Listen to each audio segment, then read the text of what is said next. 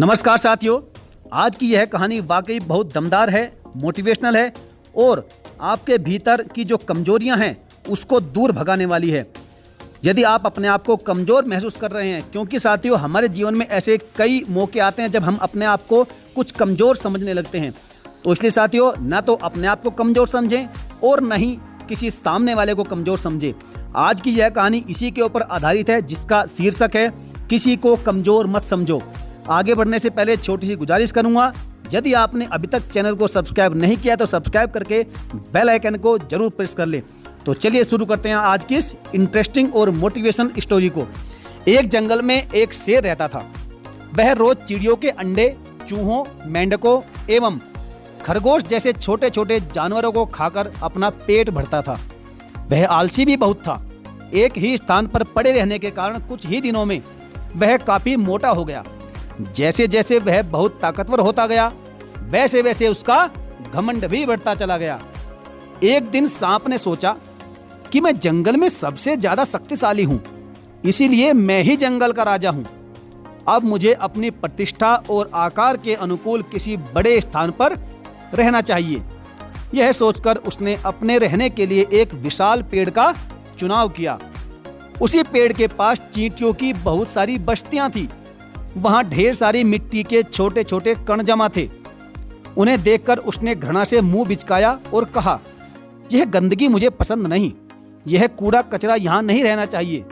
वह गुस्से से बिल के पास गया और चींटियों से बोला, मैं नागराज हूँ, इस जंगल का राजा। मैं तुम्हें आदेश देता हूँ कि जल्द से जल्द इस गंद को यहाँ से हटाओ और यहाँ से चलती बनो। सर्पराज को देखकर वहां रहने वाले अन्य छोटे छोटे जानवर थर थर कांपने लगे, पर उन नन्ही चींटियों पर उसकी धौंस का कोई भी असर नहीं पड़ा। अब यह सब देखकर सर्पराज का गुस्सा बहुत अधिक बढ़ गया और उसने अपनी पूंछ से बिल पर कोड़े की तरह जोर जोर से प्रहार करना शुरू कर दिया। अब उसके इस कृत्य पर चींटियों को बहुत गुस्सा आया।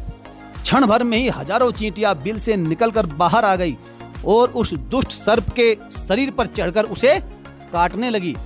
नागराज को लगा जैसे उसके शरीर में एक साथ हजारों कांटे चुभ रहे हों। वह असहाय वेदना से बिलबिला उठा। असंख्य चींटियां उसे नोच नोच कर खाने लगी। वह उनसे छुटकारा पाने के लिए छटपटा उठा, मगर उसे कोई फायदा नहीं हुआ। कुछ देर तक वह इसी तरह संघर्ष करता रहा, परंतु बाद में अत्यधिक पीड़ा से उसकी जान निकल गई।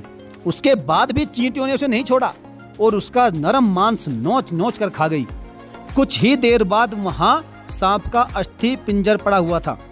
इसलिए कहते हैं साथियों कि किसी को भी कमजोर, छोटा समझकर उस पर बेवजह रोब नहीं जमाना चाहिए, क्योंकि कई बार ऐसा होता है कि बहुत सारे छोटे मिलकर बड़ी शक्ति बन जाते हैं और सामने वाले पर भारी पड़ते दिखाई देते हैं। साथियों, किसी को भी अपनी ताकत और शरीर पर घमंड नहीं होना चाहिए, क्योंकि किसी का भी शरीर लोहे या पत्थर का नहीं बना। यह शरीर हाड़ मांस का पुतला है और ऐसी चिकनी दीवार है जो न जाने कब ढह जाए, किसी को पता नहीं होता। इसलिए अपनी ताकत के घमंड को छोड़कर हमेशा सबका सम्मान करें, चाहे कोई गरीब है या छोटा है, सभी का। तो साथियों, आप मेरी इस बात से कितना सहमत हैं, हमें कमेंट करके जरूर बताएं और चैनल को सब्सक्राइब नहीं किया है तो सब्सक्राइब करके बेल आइकन को जरूर प्रेस कर ले। तो साथियों, आज की यह कहानी वाकई बहुत दमदार थी और आपके भीतर नई ऊर्जा जगाने वाली थी। तो ऐसी ही कहानियों के साथ में मिलेंगे फिर अगली वीडियो में। तब तक के लिए जय हिंद, धन्यवाद।